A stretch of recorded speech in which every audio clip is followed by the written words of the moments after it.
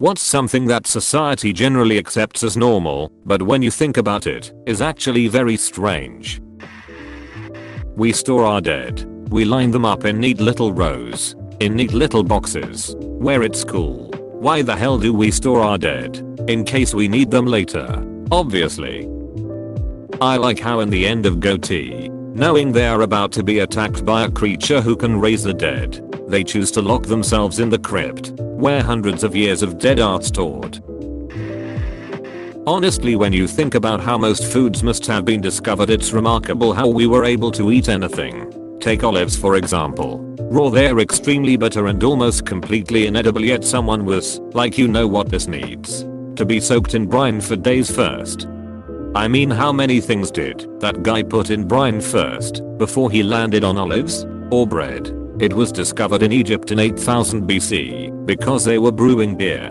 The yeast from the beer was left out, and in the heat rose and created sourdough. But for that to happen, we are talking leaving this paste out for days. And someone saying, yeah, I'll eat that. Apostrophe. The date of the earliest evidence of bread making has actually been pushed back considerably to around 14,000 BCE. Although it would be flat bread rather than risen bread. It's still debated whether bread or beer came first, though. I've actually worked in the beer industry professionally for a number of years, and have traveled overseas to work on archaeological digs focused on ancient beer production. I specialized in spontaneous fermentation. It's shockingly clear how ancient people may have accidentally made beer, and could have accidentally made bread from beer as well. Beer, during that time, was essentially just leftover barley/wheat soup. Alcohol fermentation happens quickly, and you can reliably hit 2-4% ABV and light carbonation after a few days of storing your leftovers.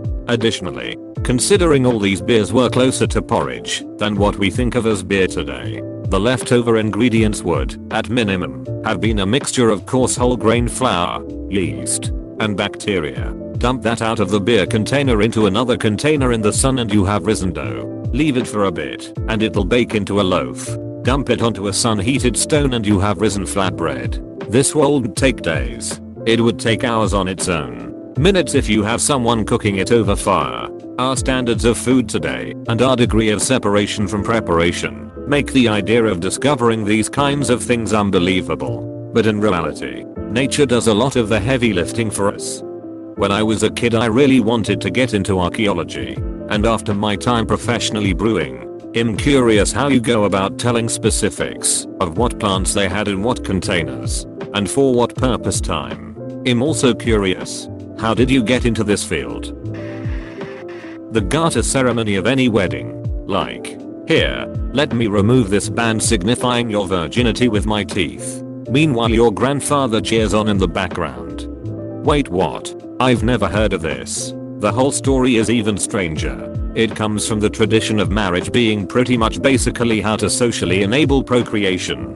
In the olden times, after a wedding, when the groom and bride are expected to consummate their marriage, the family would supervise to make sure the deed was done, and after people realized that, actually watching the couple consummate the marriage was a little overbearing, it morphed to the groom removing one of the more intimate parts of the bride's outfit, while they're presumably humping like rabbits, and throwing it to the crowd, who was still around waiting, just not watching, after the act was done as proof that he'd been there. That tradition morphed into the garter removal happening during the reception, because it became typical for the bride and groom to do their business after the reception, rather than during it.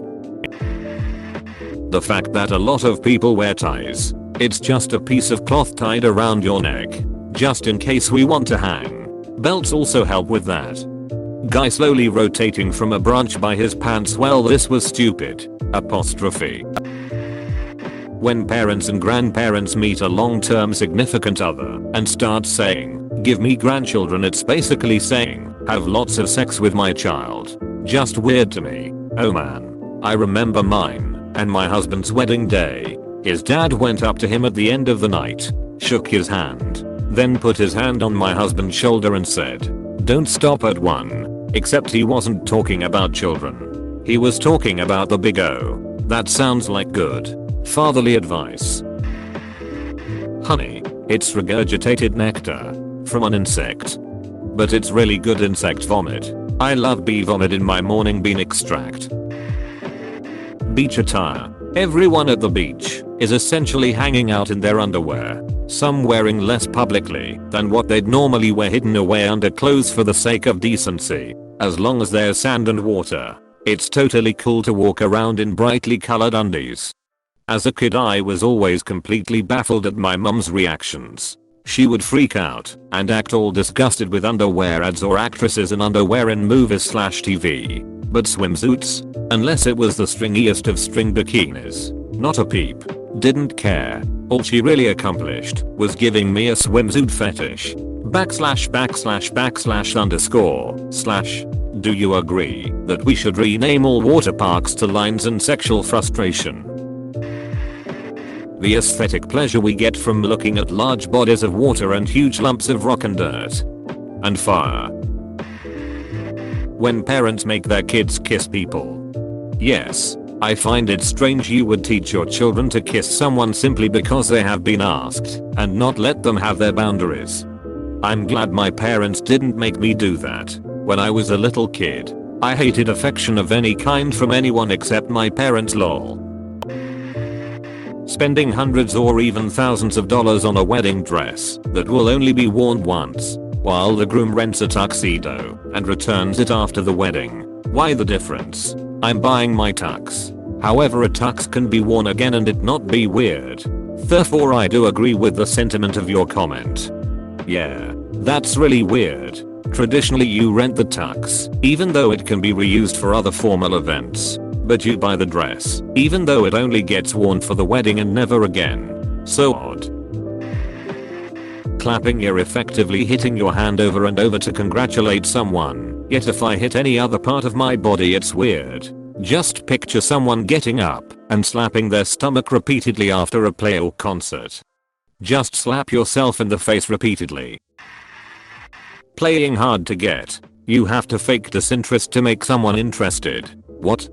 Hard to get to most non-rappy guys just makes them move on. If a guy carries on when you do this, will you need to really distance yourself from them? Agree. Similar to treat em mean keep em keen. If a woman is an asshole to you it's because she is an asshole.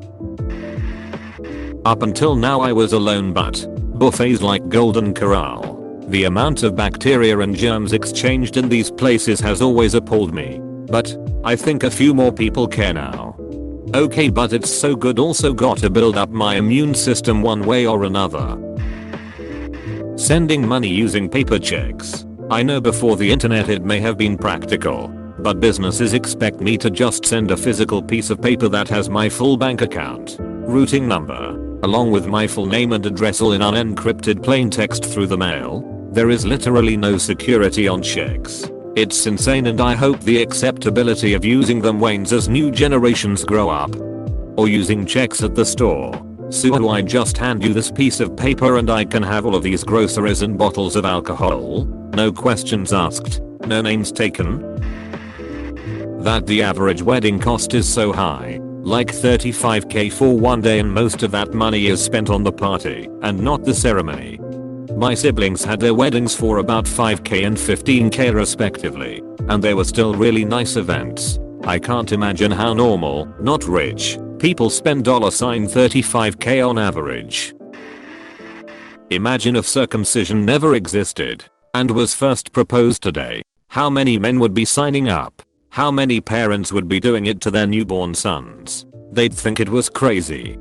This is an only Jewish, Muslim and American thing though. In Europe and most of East Asia this isn't done, unless you're Muslim or Jewish. South Korea also does it. My dad is circumcised as many Koreans are. Luckily he saw the absurdity and didn't follow tradition. Seeing men's nipples is fine. Seeing women's nipples is shocking. If I remember right, I think in the 1920s a lot of men protested to get the right to go bare-chested. Before that it was just as frowned upon as bare-chested women. I might be wrong though.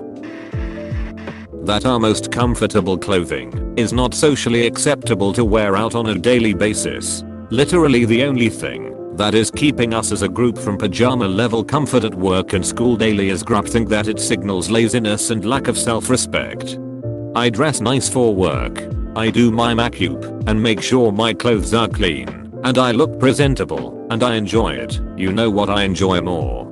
Pajama level comfort. Sign me up for that. When I see people wearing pajamas when going to the shops, I just feel envy that I don't have the laddie balls yet to do so. I hope I'm not alone in this. When I was in high school I wore pajamas every day, then one day we had pajama day and I wore a formal gown. The 40+ hour work week. The funny thing is workers fought that right. If it wasn't for that, in industrial era it wasn't uncommon to work 60 to 72 hours a week in a factory. Having a 200-gram rectangle in your pocket that can access every bit of knowledge from the entirety of human history. And yet we use it, mainly to play Flappy Bird on the toilet. Flappy Bird, what year are we in? Sleep. Oh man. I have done so many things that I need to stop doing things. Stay still and let my brain turn off all non-essential parts until I feel like doing things again. Apostrophe. Explaining sleep to an alien or something. I'm going to go lay down in the other room and become unconscious for the next 8 hours. See ya. Why would you have a room only for the purpose of being not awake in it? Hating on seeing a mother breastfeed her baby. I don't get it.